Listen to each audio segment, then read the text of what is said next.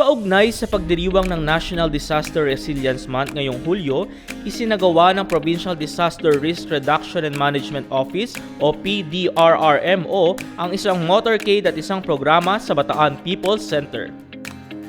Nakasama sa nasabing programa na may temang bantayog ng katatagan at ang pagbubuklod sa layuning kahandaan ang ilang tanggapan ng pamahalaan sa Bataan upang bigyan diin ang kahandaan at pagiging matatag ng mga mamamayan sa gitna ng kalamidad.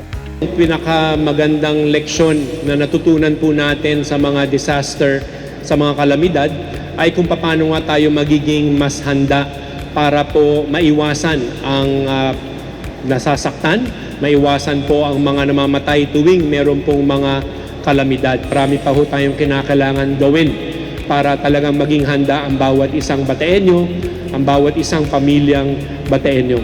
Kaya po sana pagtulong-tulungan po natin ito, lalo po nating maidiin sa bawat isa ang kahalagahan po ng paghahanda. Prevention is so much better than waiting for a disaster to occur and pay for it afterward.